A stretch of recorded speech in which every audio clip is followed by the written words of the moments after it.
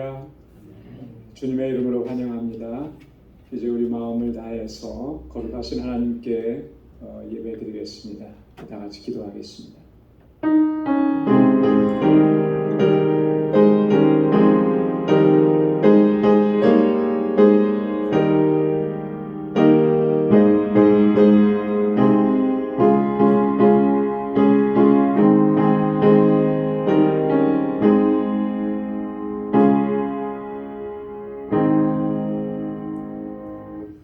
여호와를 경외하는 자 누구뇨? 그 택할 길을 저에게 가르치시리로다.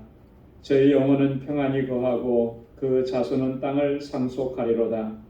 여호와의 친밀함이 경외하는 자에게 있으며 그 언약을 저희에게 보이시리로다.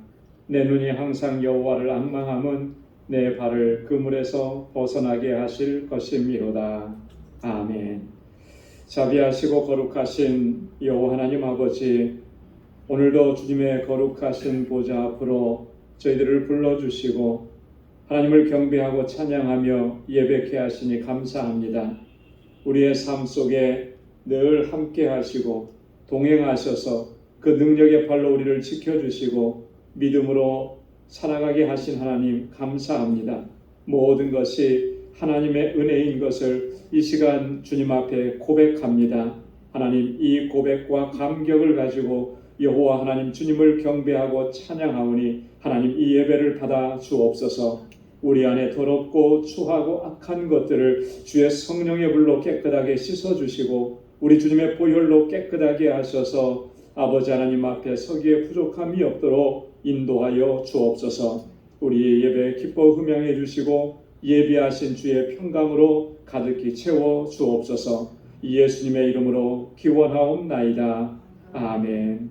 전능하사 천지를 만드신 하나님 아버지를 내가 믿사오며 그 외아들 우리 주 예수 그리스도를 믿사오니 이는 성령으로 잉태하사 동정녀 마리아에게 나시고 본디오 빌라도에게 고난을 받으사 십자가에 못 박혀 죽으시고 장사한 지 사흘 만에 죽은 자 가운데서 다시 살아나시며 하늘에 오르사 전능하신 하나님 우편에 앉아 계시다가 저리로서 산자와 죽은 자를 심판하러 오시리라. 성령을 믿사오며 거룩한 공예와 성도가 서로 교통하는 것과 죄를 사하여 주시는 것과 몸이 다시 사는 것과 영원히 사는 것을 믿사옵나이다. 아멘. 찬양으로 하나님께 영광 돌리겠습니다. 우리 보좌 앞에 모였네.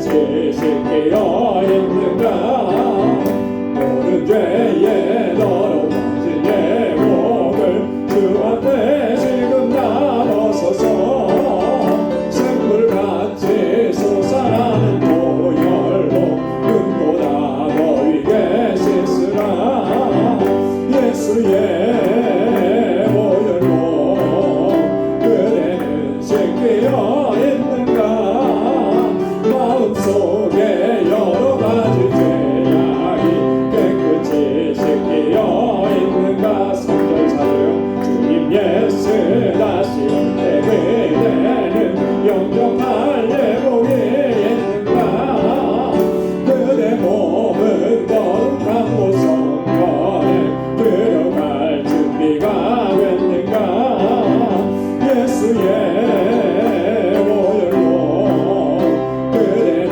씻기어 있는가 마음속에 여러 가지 죄악이 깨끗이 씻기어 있는가 모든 죄에 더러워진 내 몸을 주 앞에 지금 나눠서서 샘물같이 솟아나는 보혈로 눈보다 더 위게 씻으라 예수의 보혈로 그대는 씻기어 있는가 마음속에 여러 가지 죄악이 깨끗이 씻기어 있는가 아멘. 주의 음성을 내가 들으니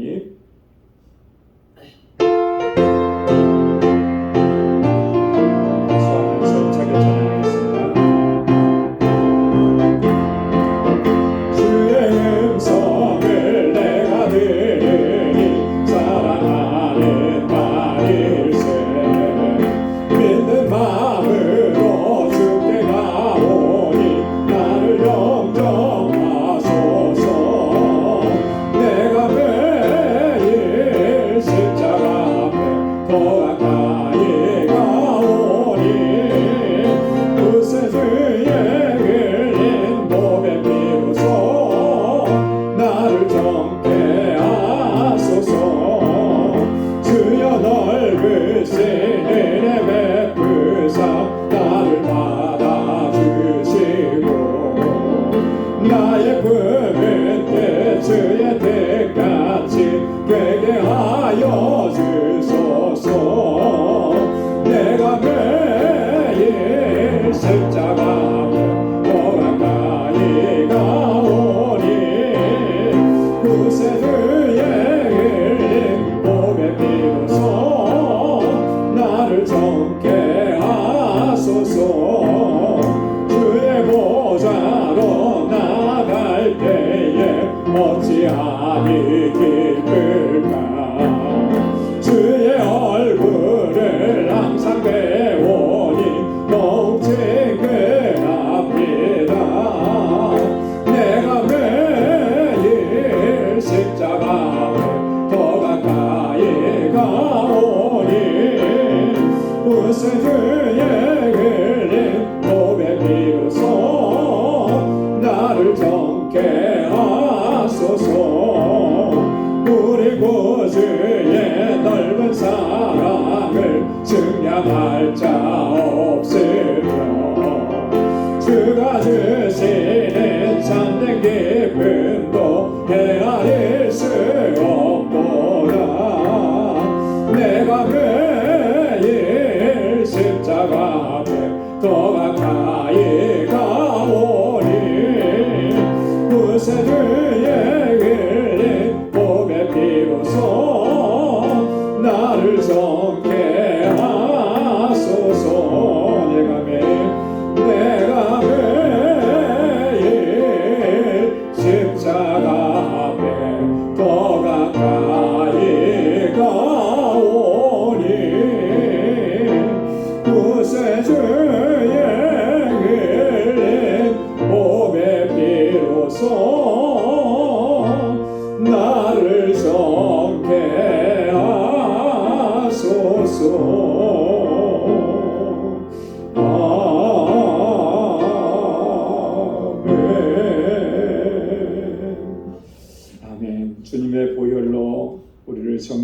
역사하시기를 간절하게 소망합니다.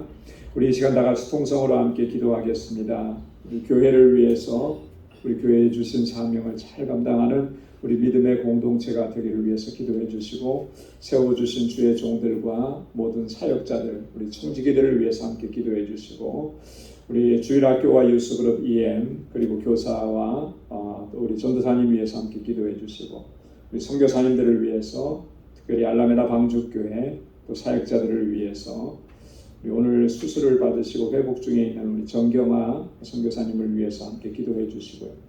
우리 지체들을 위해서, 환우들을 위해서, 특별히 연로하신 어르신들을 위해서 함께 기도해 주시고, 오늘 이 시간 가지고 나온 우리 간절한 기도의 제목들 우리 다 같이 통성으로 함께 기도하겠습니다. 은혜가 풍성하시고 자비하신 아버지 하나님, 참 감사합니다. 아버지 하나님, 오늘도 저희를 사랑하시고 또 저에게 은혜 주시고자 하나님 주님을 경배하고 찬양하고 예배하는 이 자리에 불러주시니 감사합니다. 하나님 아버지, 이토록 추하고 아버지 하나님 악한 저희를 불쌍히 여겨주시고 주의 보혈로 씻어주옵소서. 정결하게 하옵소서. 간결하게 하여 주옵소서. 아버지 하나님, 다시 주님 앞에서 우리의 부족함이 없도록 우리 그 성령께서 아버지 성령의 불러 우리를 아버지 하나님 새롭게 하여 주옵소서. 주님을 사모하고 주님을 간절히 아버지 갈망하며 주님의 보좌 앞으로 십자가 앞으로 더 가까이 나아가는 저희들 되게 하옵소서. 하나님, 우리의 믿음을 더욱 견고하게 하셔서 흔들리지 않게 하시고 어떠한 시험과 유혹에도 하나님 넉넉히 이겨내고 날마다 승리로 아버지 하나님께 영광 돌리는 삶을 살아가는 저희들 되게 하여 주옵소서. 우리 광주교회 하나님 24년 동안 한결같은 은혜 베푸시고 인도해 주시고 귀한 역사 이루어 주시니 감사합니다.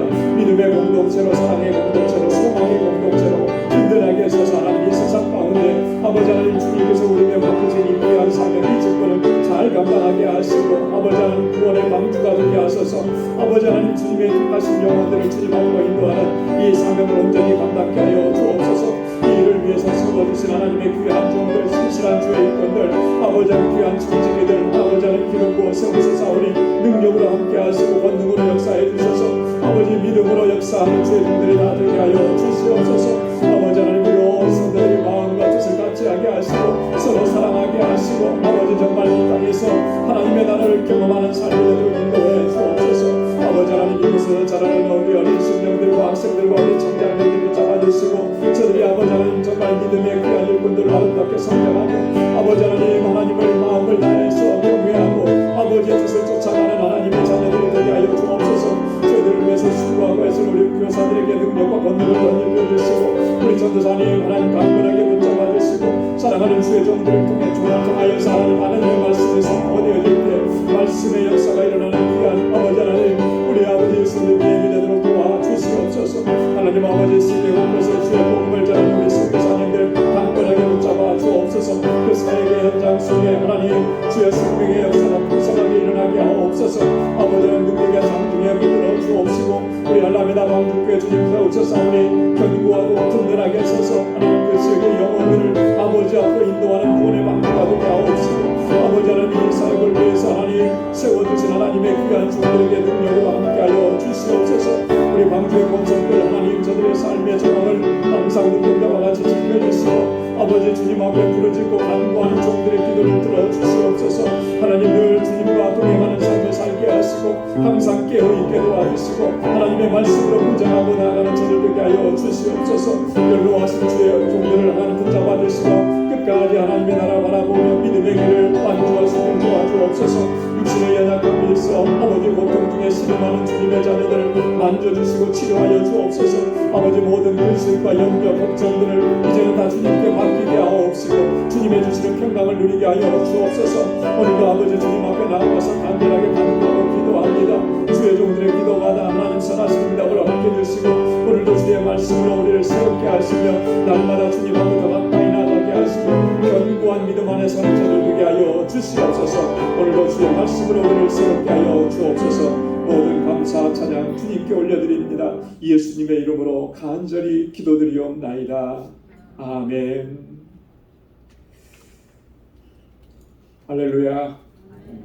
귀한 응답 허락해 주실 줄로 믿습니다. 이제 우리 하나님의 말씀을 함께 묵상하는 시간입니다. 오늘 묵상할 말씀은 고린도후서 제5장 11절에서 21절 마지막 절까지입니다. 고린도후서 제5장 11절에서부터 마지막 절까지 한 절씩 교독하겠습니다. 우리가 주의 두려우심을 알므로 사람을 권하노니 우리가 하나님 앞에 알리워졌고 또 너희의 양심에도 알리워졌기를 바라노라. 우리가 다시 너희에게 참선하는 것이 아니요 오직 우리를 인하여 찬양할 기회를 너희에게 주어 마음으로 하지 않고 의무로 찬양하는 자들을 대하게 하려 하는 것이다. 우리가 만일 미쳤어도 하나님을 위한 것이요 만일 정신이 온전하여도 너희를 위한 것이니 그리스도의 사랑이 우리를 방관하시는도다. 우리가 생각건대 한 사람이 모든 사람을 대신하여 죽었은즉 모든 사람이 죽은 것이다. 저가 모든 사람을 대신하여 죽으심은 산 자들로 하여금 다시는 저희 자신을 위하여 살지 않고 오직 저희를 대신하여 죽었다가 다시 사신 자를 위하여 살게 하려 함이니라. 그러므로 우리가 이제부터는 아무 사람도 육체대로 알지 아니하노라. 비록 우리가 그리스도도 육체대로 알았으나 이제부터는 이같이 알지 아니하노라. 그런즉 누구든지 그리스도 안에 있으면 새로운 피조물이라 이전 것은 지나갔으니 보라 새 것이 되었도다. 모든 것이 하나님께로 난다니 저가 그리스도로 말미암아 우리를 자기와 화목하게 하시고 또 우리에게 화목하게 하는 지식을 주셨으니 이는 하나님께서 그리스도 안에 계시사 세상을 자기와 화목하게 하시며 저희의 죄를 저희에게 돌리지 아니하시고 화목하게 하는 말씀을 우리에게 부탁하셨느니라. 그러므로 우리가 그리스도를 대신하여 사신이 되어 하나님이 우리로 너희를 권면하시는 것 같이 그리스도를 대신하여 간구하노니 너희는 하나님과 화목하라. 다 함께요. 하나님이 죄를 알지도 못하신 자로 우리를 대신하여 죄를 삼으신 것은 우리로 하여금 저희 안에서 하나님의 의가 되게 하려 하심이니라. 아멘. 우리 지난주 수요일에 우리 고린도후서 4장 16절에서 5장 10절까지 말씀을 같이 묵상을 했습니다.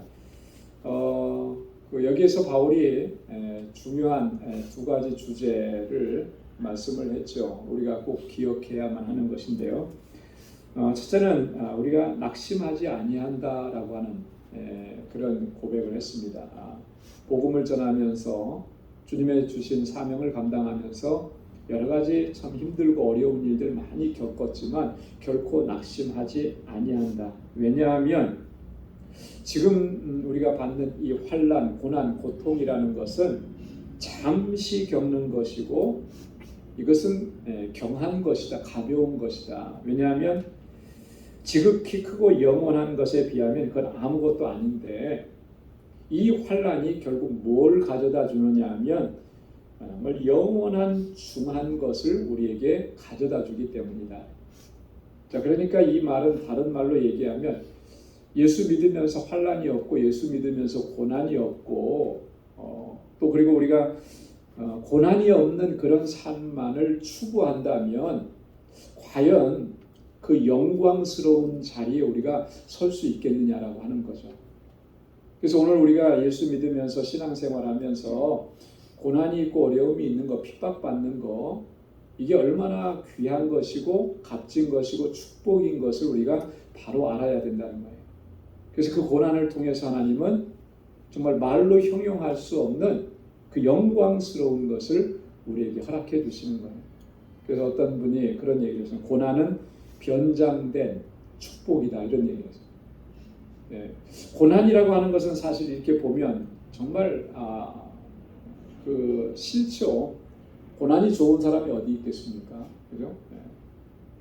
그래서 가능하면 피하고 싶은 것이고, 근데 우리가 믿음으로 사노라고 한다면 이렇게 바로 알아야 될 것은 그 고난이 단순하게 우리를 괴롭히고 힘들게 하고 고통스럽게 하는 것으로 끝내지 않는다는 거예요. 이 고난을 통해서 우리가 신앙의 연단을 받는 거예요.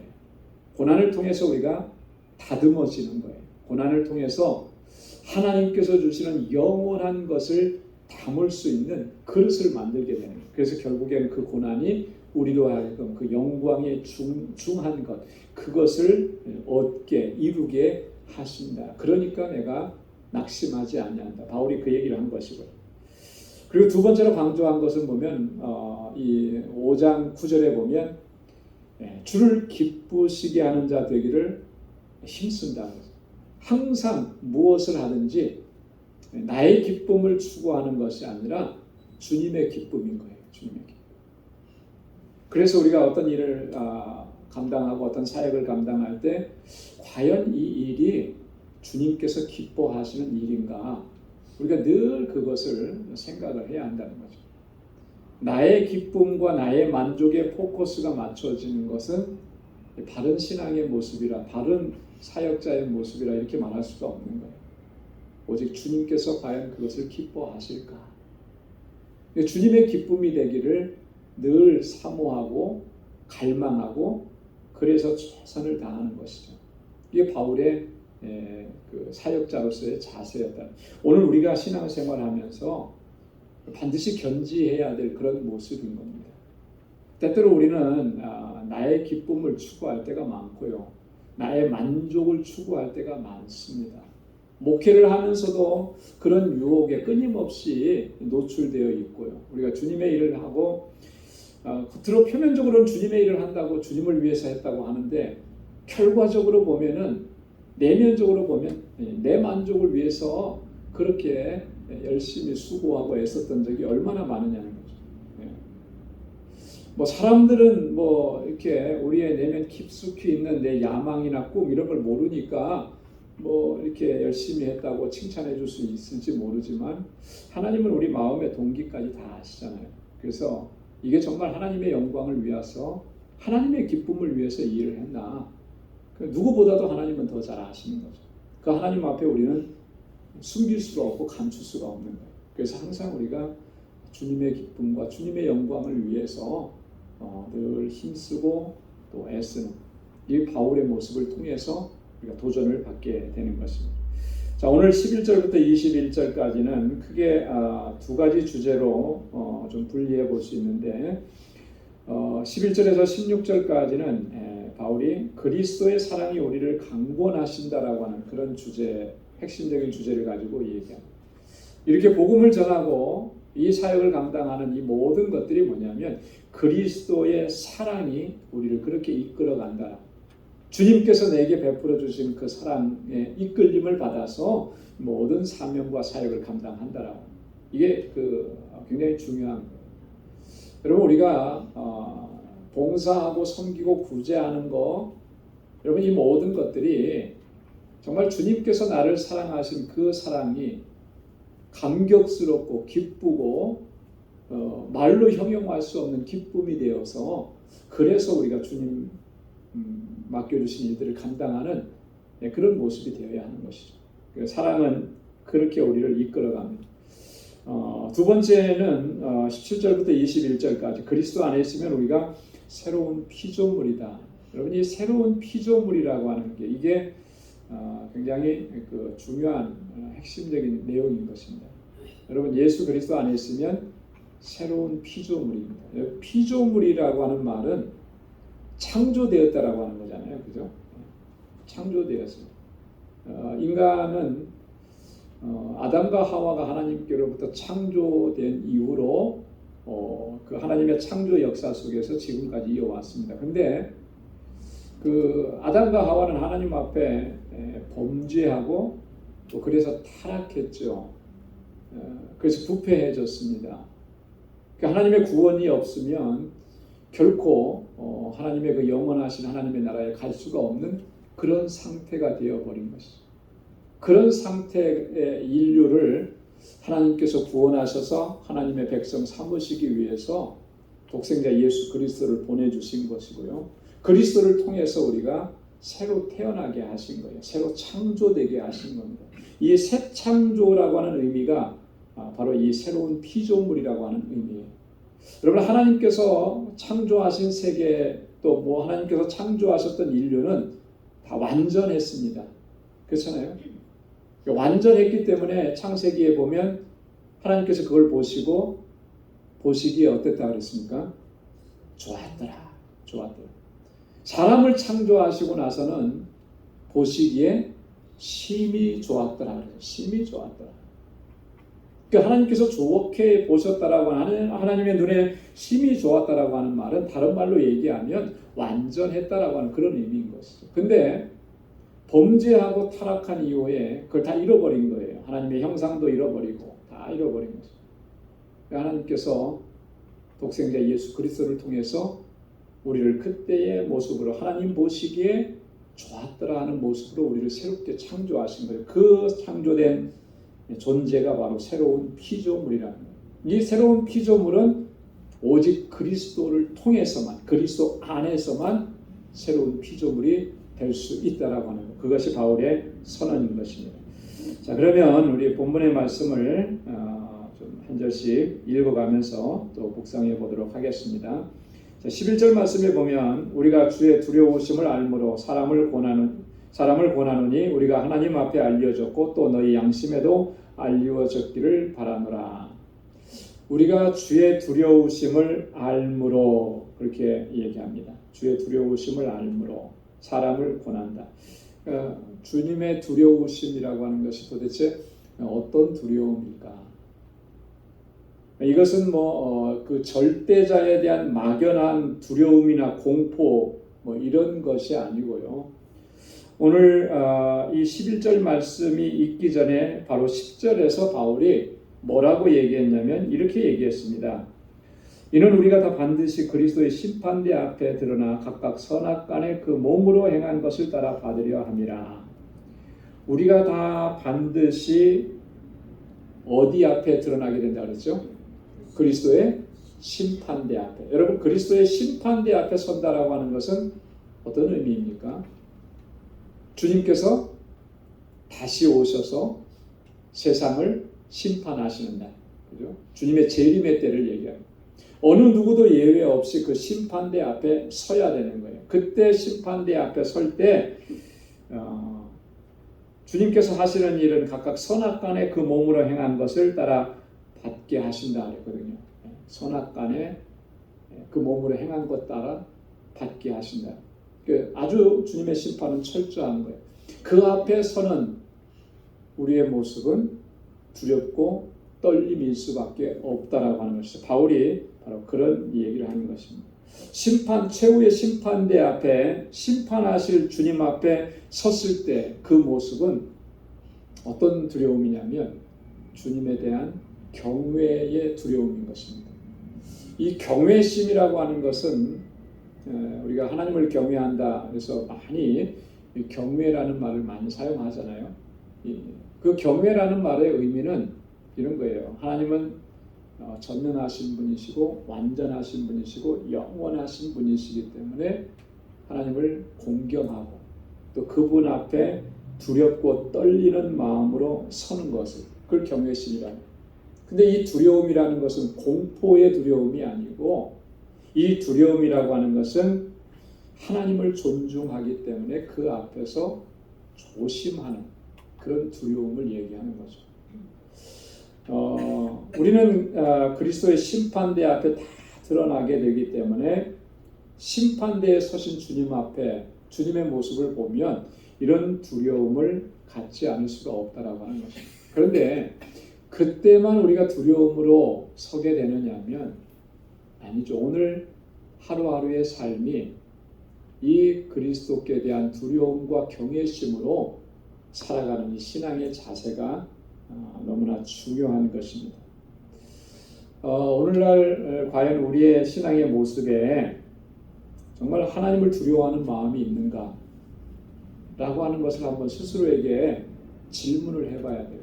우리는 과연 하나님을 두려워하는 마음이 있는가? 그렇죠?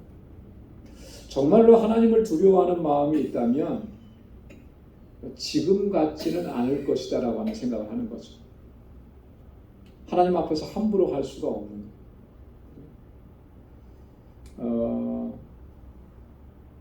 남자분들은 다 군대 다녀오셨잖아요. 군대 가서 제일 힘들고 제일 무서울 때가 언제냐면 훈련 받을 때거든요. 훈련 받을 때. 그 훈련 받을 때 조교들이 막 고함 치면서 막 이렇게 몽둥이 하나씩 들고 다니면서 제대로 안 하면 막 때리고 기합 주고 막 그러면 정말 무서워요. 그러면 그 앞에서는 잘하는 척이라도 해야 돼요. 만약에 조금이라도 흐트러지면 그러면 뭐 여지없이 구타가 오고 여지없이 그냥 기합이 오고 그러거든요. 그러니까 그 앞에서 벌벌 떨고 조심하는 거예요. 세상에서도 좀 힘이 있다고 하는 사람들 앞에서 우리의 모습은 어떠냐면 굉장히 두려워하고 또 굉장히 조심해요. 그죠? 세상에 권력자들이 있으면 그 앞에서 얼마나 조심합니까?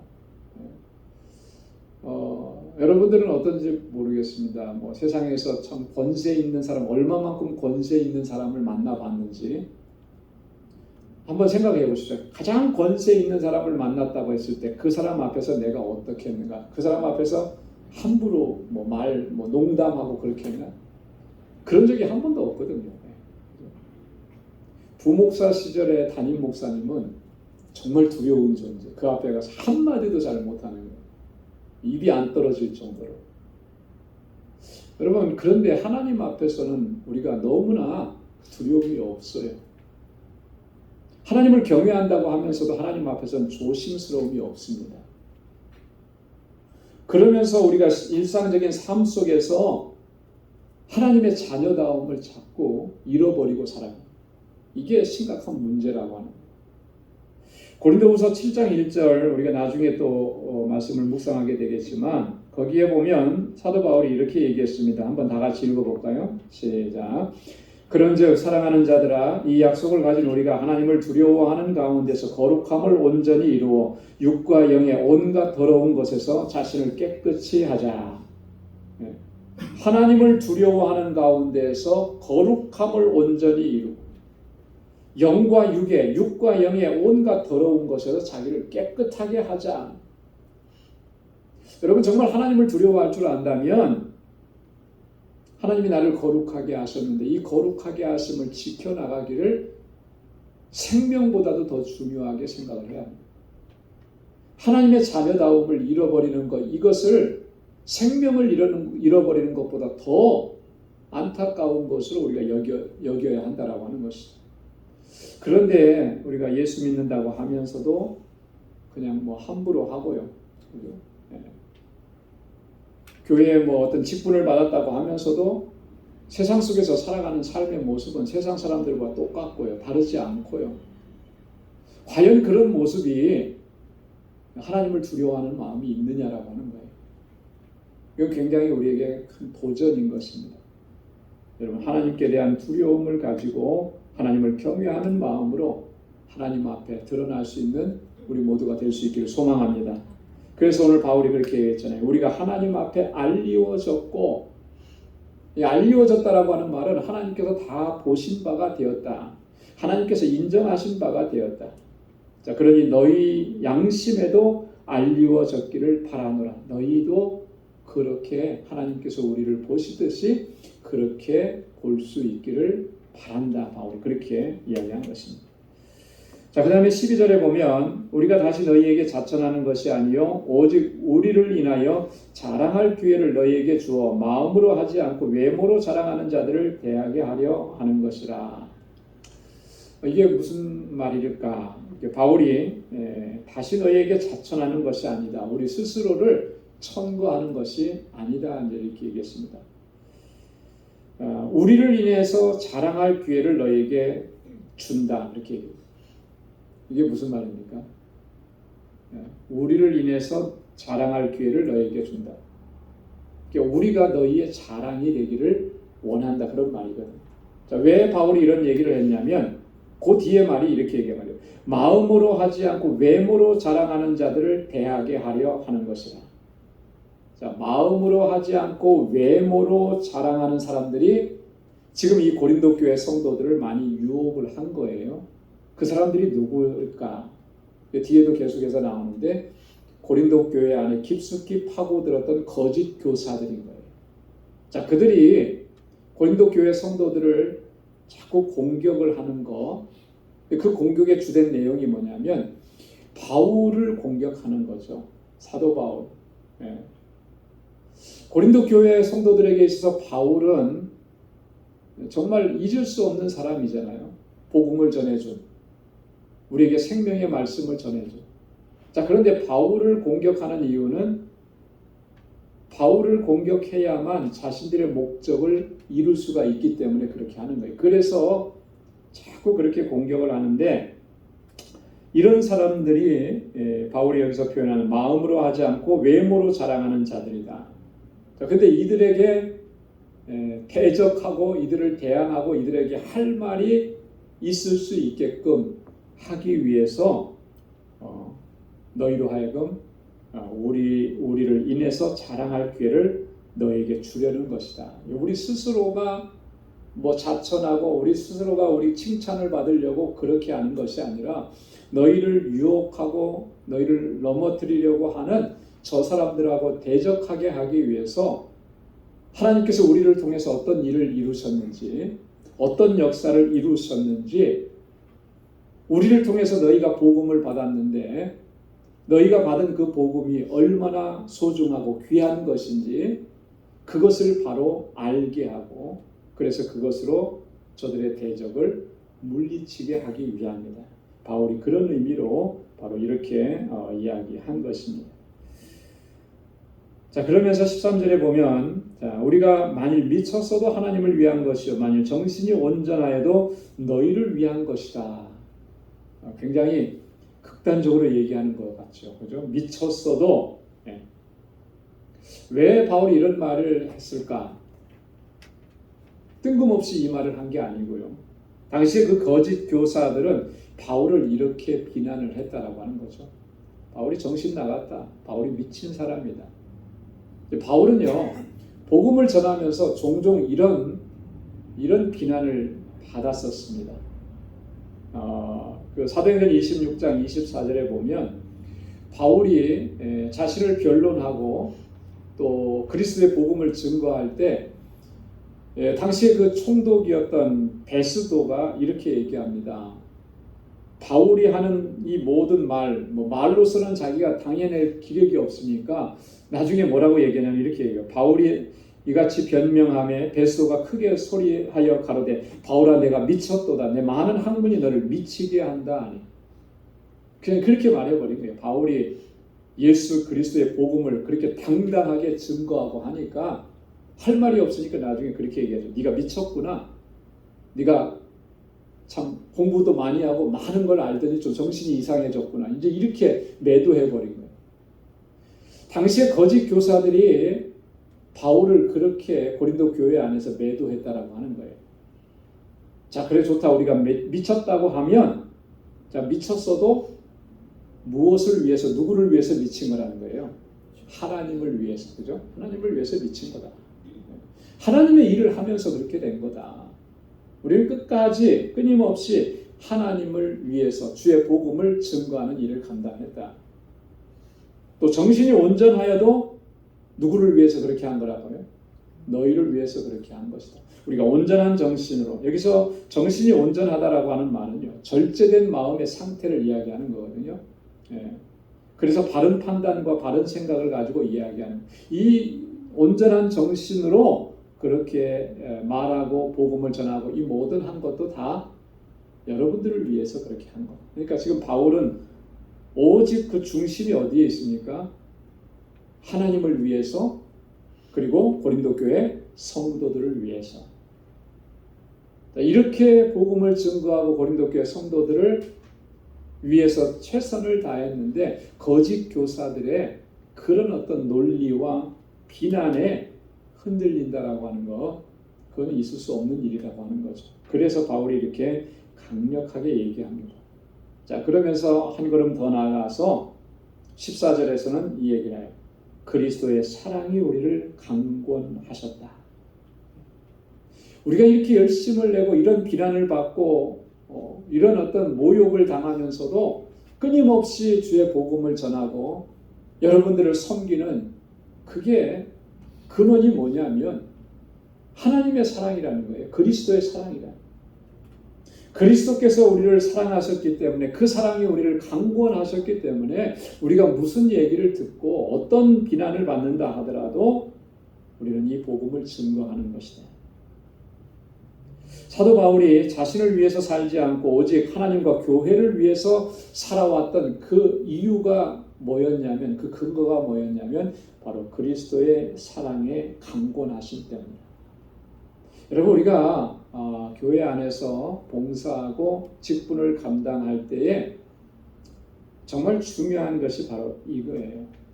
그리스도의 사랑이 강권하시고 그 사랑이 이끄셔서 우리가 직분도 감당하고 섬김의 사역도 감당하는 거예요. 여러분, 우리가 직분을 감당하는 이 원동력이 무엇이어야 하느냐면요, 그게 내 의지, 내 결단.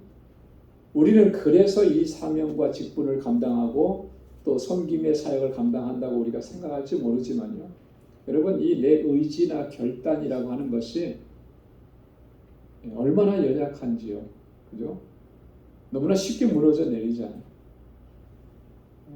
어제까지는 내가 결단을 했습니다. 그래서 끝까지 갈 것 같았는데 어떤 조그만 상황이 생겨버리면 여지없이 무너져 내리는 것이 우리의 의지라고 하는 거예요.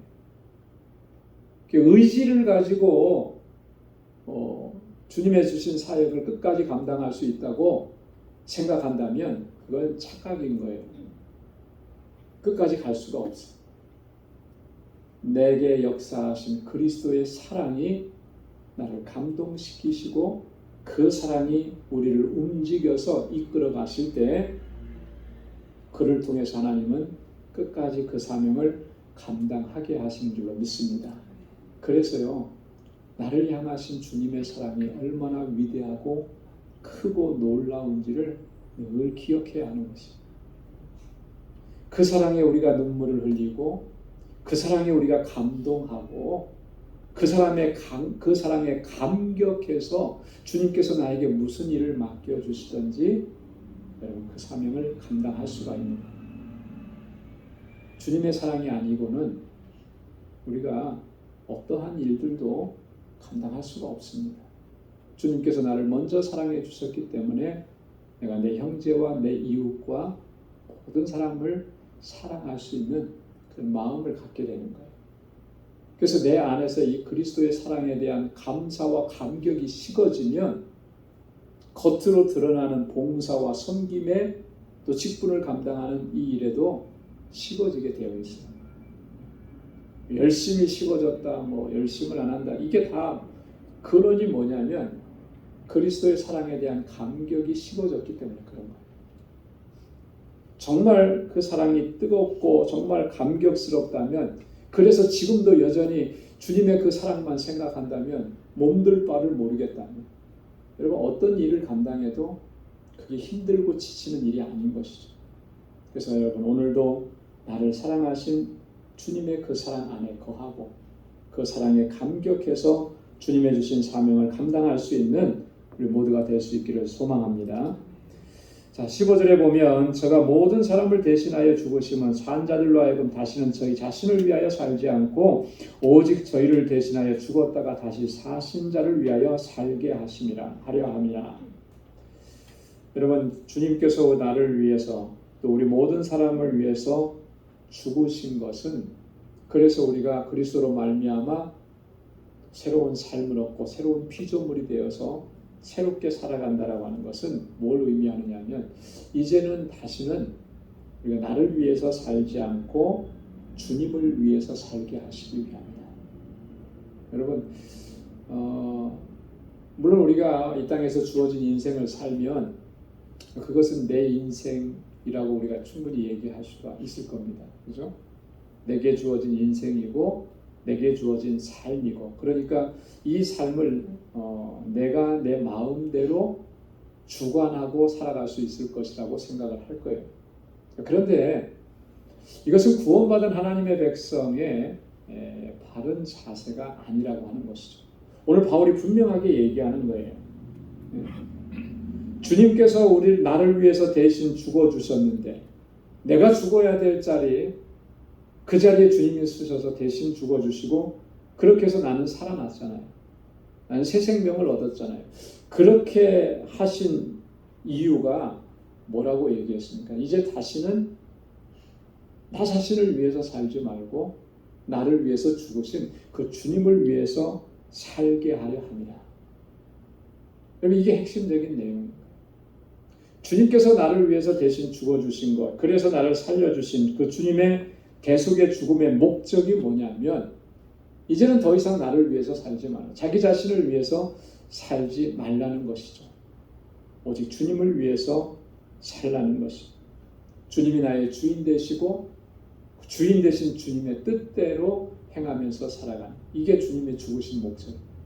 자, 그렇다면 만약에 여전히 우리가 예수 믿는다고 하면서도 나를 위해서 살고 내 꿈과 내 야망과 내 목적을 이루기 위해서 살아간다면 그것은 주님의 죽으심을 헛되게 하는 것이죠.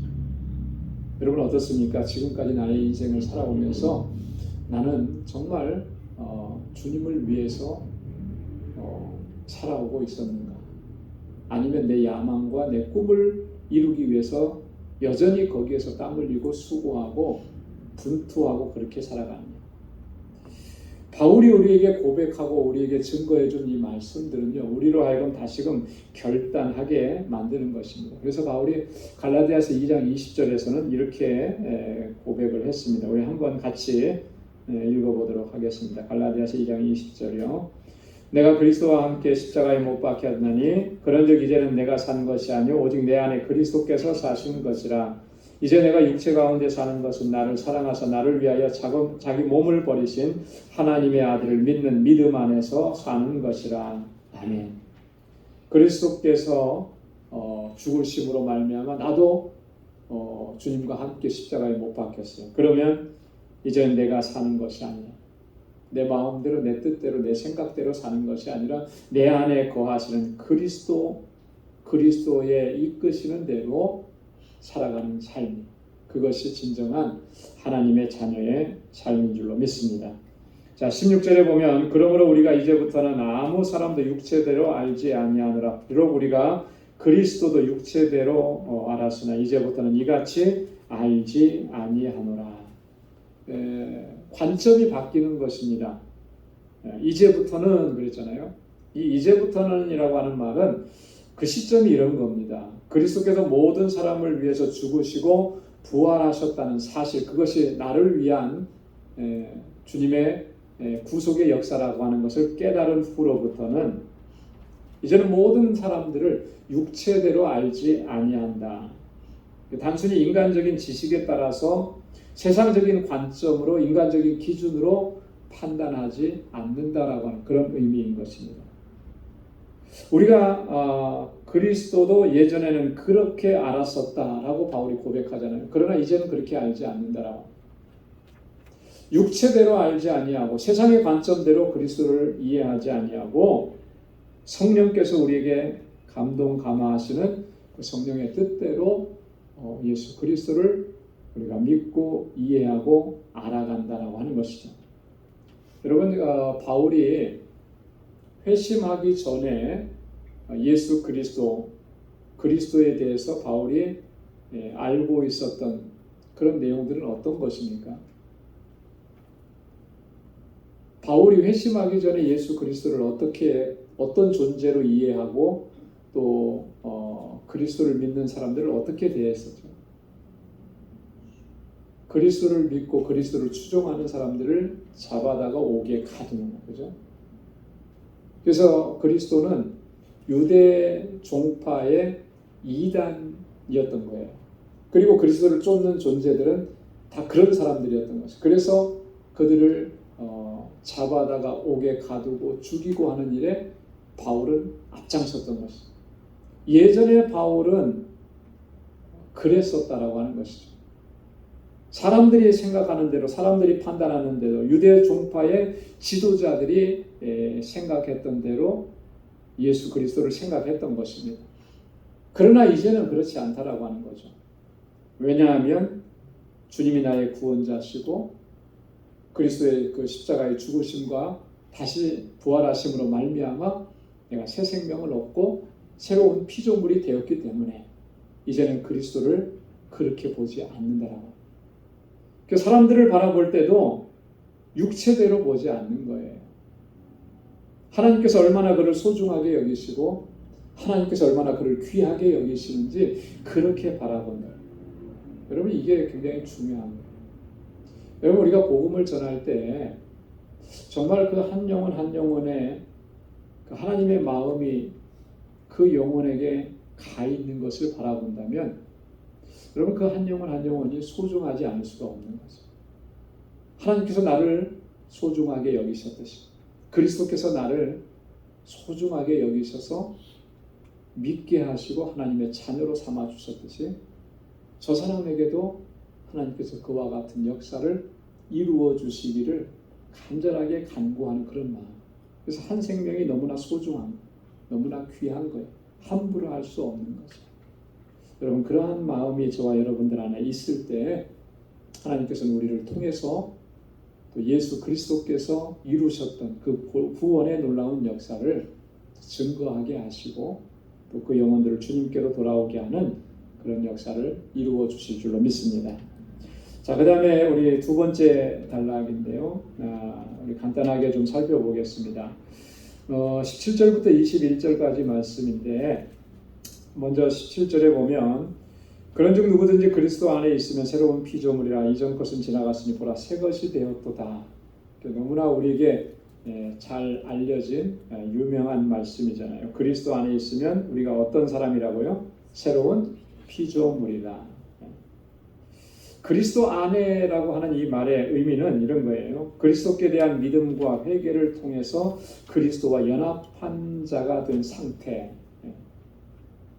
주님께서 구속의 역사를 이루신 것을 믿고 또 우리의 허물과 죄악들을 하나님 앞에 고백하고 회개하고 그래서 그리스도의 죽으심과 연합해서 우리 옛사람이 죽고 그리스도께서 다시 사심과 부활하심과 연합해서 우리가 새로운 존재로 살아나게 되는 그런 상태, 그것이 다 그리스도 안에 있다라고 하는 것입니다.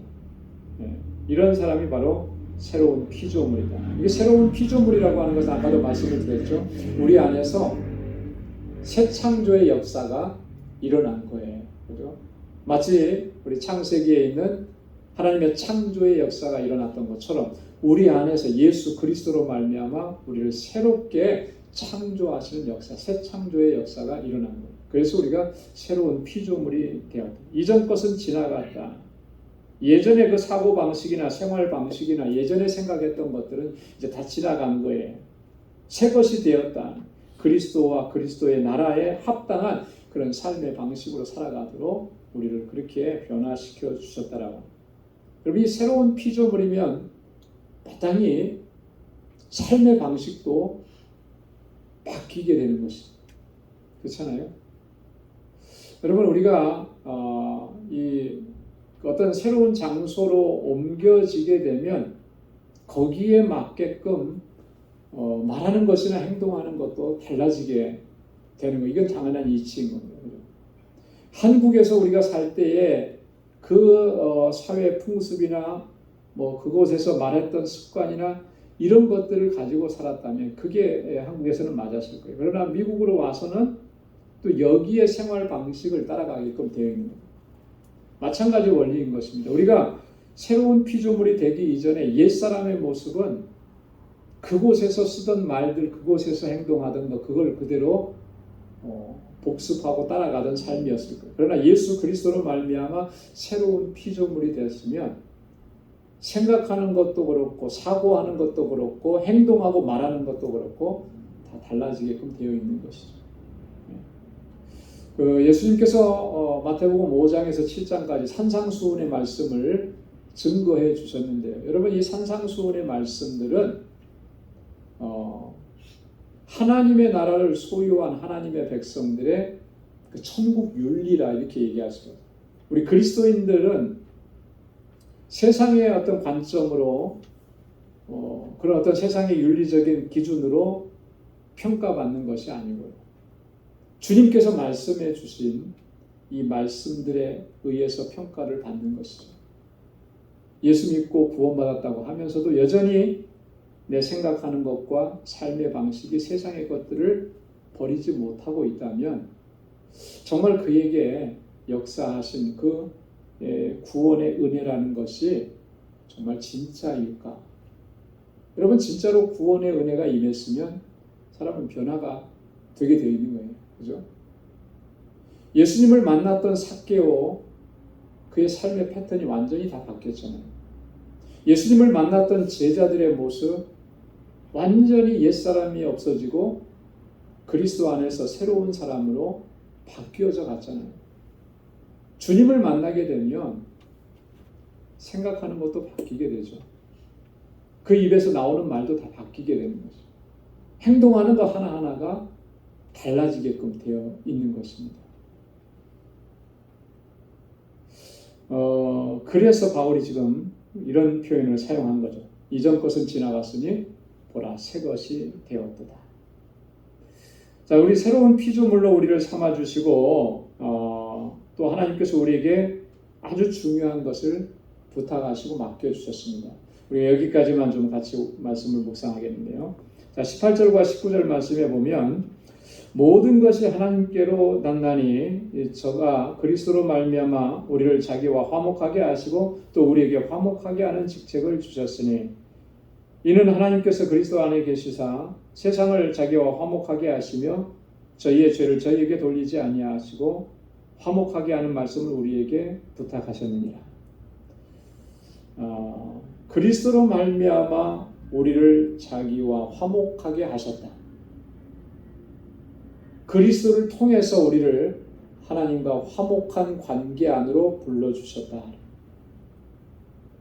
여러분이 화목하게 한다라고, 이 화목의 의미가 바울은 어떤 의미로 사용을 했느냐면요, 이런 거예요. 어떤 상태를 화목이라고 했냐면 원수되었던 상태가 정상적인 관계로 회복되어지는 것을 화목이라고 해요. 여러분, 원수가 되면 어떻습니까? 얼굴을 서로 쳐다봅니까? 안 쳐다보잖아요. 말도 안 하죠. 나오는 말은 어떤 말이겠습니까? 서로에 대한 비난과 비방일 거 아니에요? 원수같이 지내는 거죠. 거기에 대해서 이제 상대방에 대해서 해코지를 하게 될 것이고요. 공격을 하게 될 것이고. 이게 이제 원수예요. 하나님과 우리와의 관계는 그 원수와 같은 그런 관계죠. 하나님께서 우리를 돌아보시지도 않고 우리도 하나님을 바라보지 않는 그런 관계였다는 거예요. 그런데 우리를 화목한 관계 안으로 불러주신 거예요. 정상적인 관계 안으로 우리를 회복시켜 주셨다라고 하는 거예요. 원수되었던 상태는 뭐 때문에 원수가 된 것이었죠? 죄 때문에 그렇게 된 거잖아요. 그죠? 죄가 하나님과 우리 사이를 갈라놓아서 우리가 하나님께로 갈 수도 없게끔 그렇게 만들었던 거예요. 그런 상태를 정상의 상태, 이 정상의 상태라고 하는 것은 하나님께서 처음 아담과 하와를 창조하시고 에덴 동산에 그들을 두셨을 때, 그때 그 모습은 하나님과 아담과 하와 거기에는 아무런 담도 없었다. 그게 화목한 관계라고 하는 거예요. 근데 지금 우리를 그리스도를 통해서 이렇게 화목한 관계로 불러주셨다라고 합니다. 그러면서 우리에게 뭐라고 말씀하시냐면 화목하게 하는 직책을 또 주셨다. 여러분, 이게 굉장히 중요한 내용이에요. 여러분, 원래 화목하게 하는 직책은 누가 감당하신 거죠? 화목하게 하시는 예수님께서 감당하셨던 거 아니에요? 그죠? 이 땅에 오셔서 우리와 하나님 사이의 중보자가 되어주시고 하나님과 우리 사이에 막힌 담을 다 헐어주시고 그의 육체의 죽음을 통해서 그걸 헐어주시고 우리를 하나님께서 받으시는 자녀로 우리를 삼아주시고 하나님과의 화목한 관계 안에 들어가게 하신 예수 그리스도를 통해서 그렇게 하셨는데, 그러니까 이 땅에 예수님은 화목해 하는 중보자로 우리 가운데 오신 거예요.